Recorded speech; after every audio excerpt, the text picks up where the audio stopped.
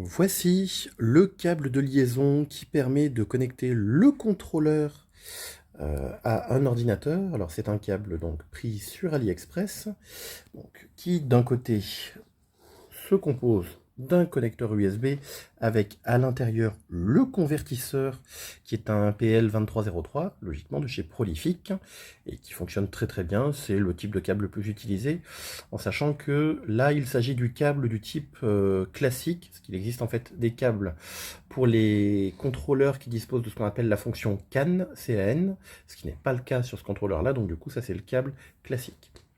En sachant qu'au bout, logiquement, on dispose d'un connecteur 4 broches sur lequel seulement 3 sont utilisés, à savoir le TX, le RX pour la transmission des données et un câble pour la masse.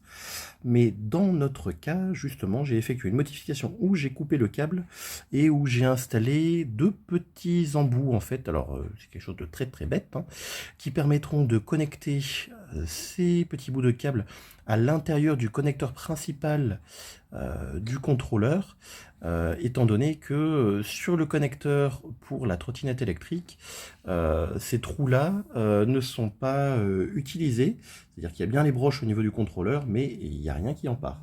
Donc du coup, ça permet de brancher les câbles aux bons endroits et de laisser le câble en place en ressortant sur le côté pour pouvoir reprogrammer à loisir la trottinette électrique.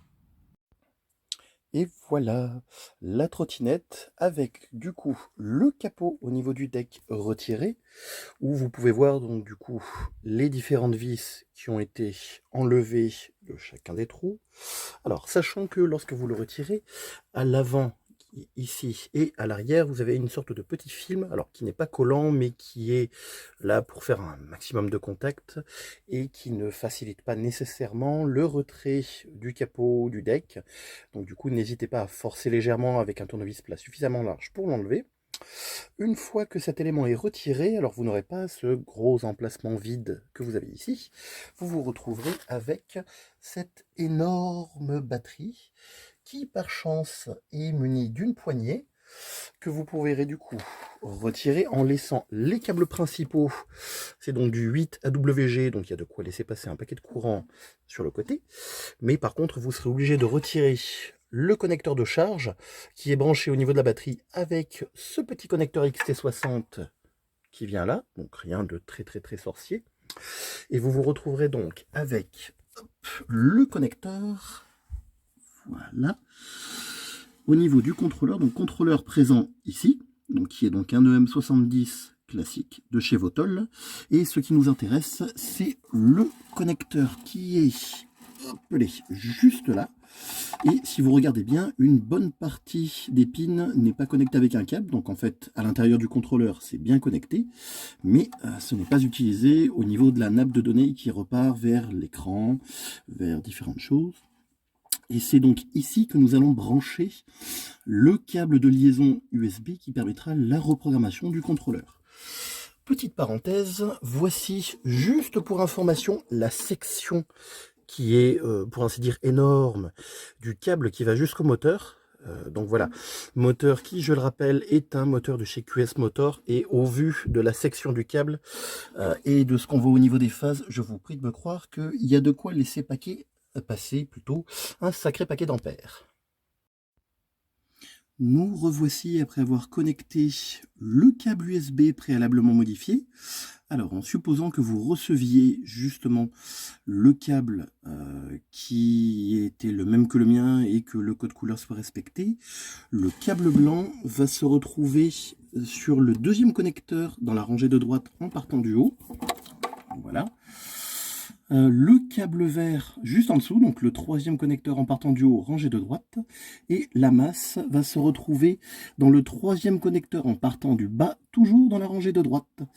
Voilà. Alors moi je vous conseille de vérifier que tout est bien connecté à l'intérieur, d'attacher le câble avec un collier de serrage, ça mange pas de pain, et de faire un test avant de refermer le tout, compte tenu du poids que pèse la batterie et du temps qu'on met à faire tout ça, pour vérifier que tout fonctionne correctement, en sachant bien évidemment que pour que tout soit connecté, enfin que tout soit fonctionnel, il faut bien évidemment que la trottinette électrique soit allumée.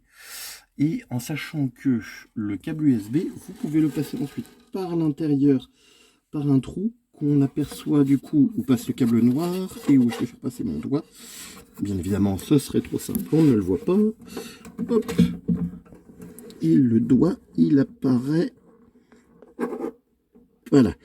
Bon, il y a bien mon doigt, voilà, qui est ici.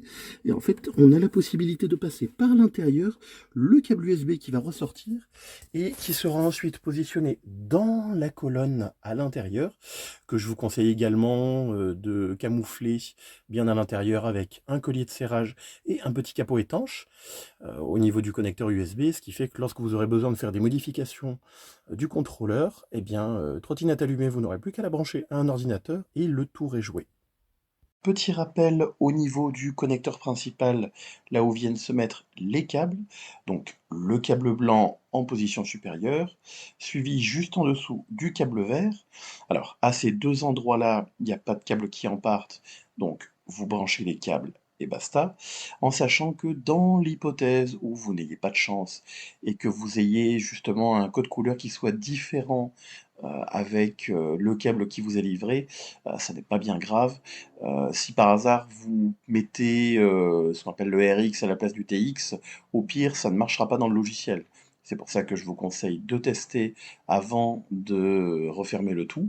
Comme ça, si ça marche pas, vous avez juste à switcher justement ces deux pins-là et ça passe. Le seul qui est toujours respecté au niveau code couleur, c'est la masse, le fil noir, qui lui va se mettre au niveau du connecteur sur le troisième en partant du bas sur la rangée de droite, là où il y a déjà le câble bleu qui est présent. Donc du coup, moi j'ai fait en sorte de mettre un petit morceau métallique, un pin écrasé qui vient en contact, en pression avec celui qui est déjà là. Et avec la force qu'il y a et le fait que le câble ensuite il est tenu avec un petit collier de serrage, logiquement il n'y a pas de risque que ça se débranche. Et voilà le résultat une fois le câble passé. Du coup, une partie du câble est tenue avec le petit risan qui est de couleur blanche, que je changerai probablement par un noir, histoire que ce soit moins visible. Et ensuite, le câble en lui-même, il est tenu sur lui-même avec une sorte de morceau de tissu scratch pour qu'il soit enroulé proprement. Et j'ai mis au niveau du connecteur USB un petit capuchon qui le protège éventuellement de la poussière et d'éventuelles projections d'eau, en sachant que le trou par lequel passe le câble, il sera quand même bon, à mon avis, de mettre une sorte de petit joint d'étanchéité en silicone, en plastique ou autre pour éviter que l'humidité puisse rentrer à l'intérieur du bloc dans lequel il y a le contrôleur et la batterie.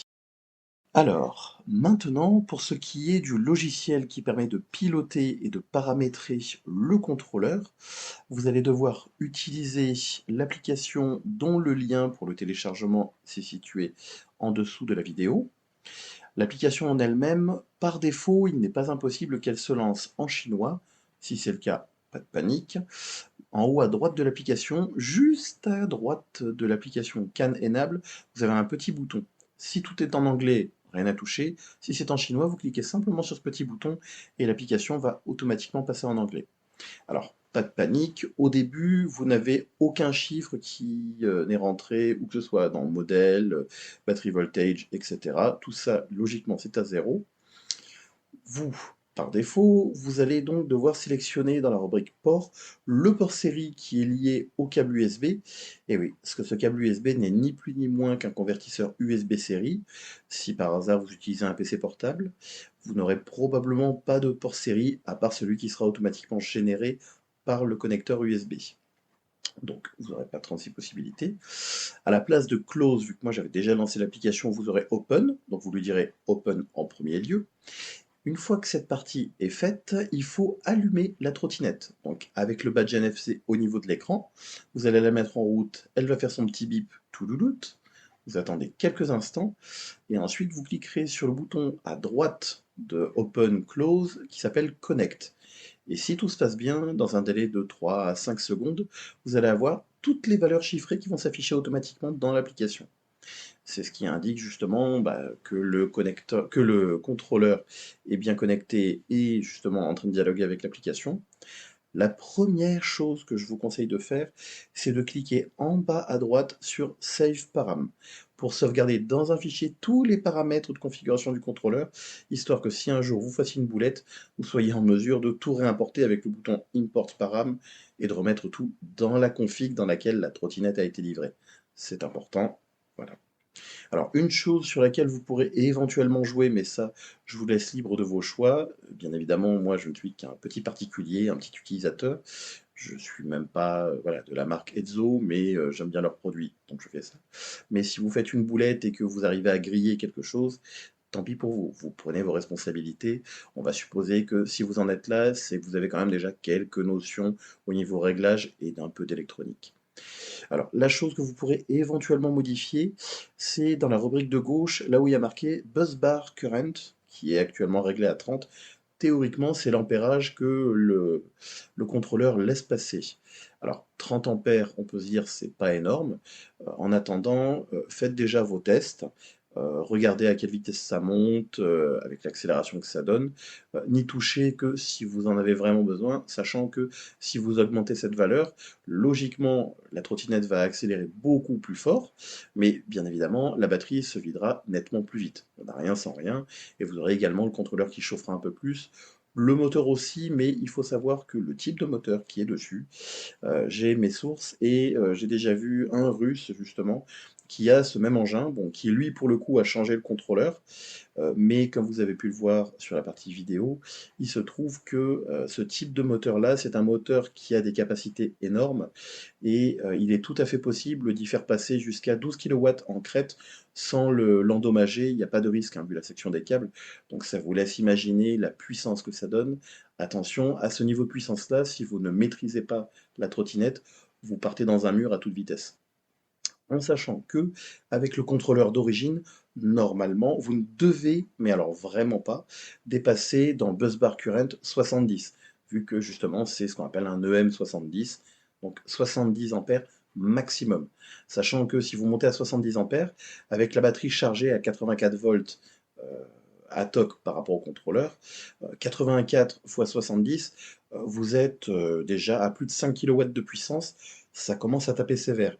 Alors ça peut paraître, je ne vais pas dire peu, mais moyen comparé à d'autres trottinettes bimoteurs ou autres, mais vous verrez que ce type de moteur-là gère la puissance d'une manière beaucoup plus fine et ça marche très très bien.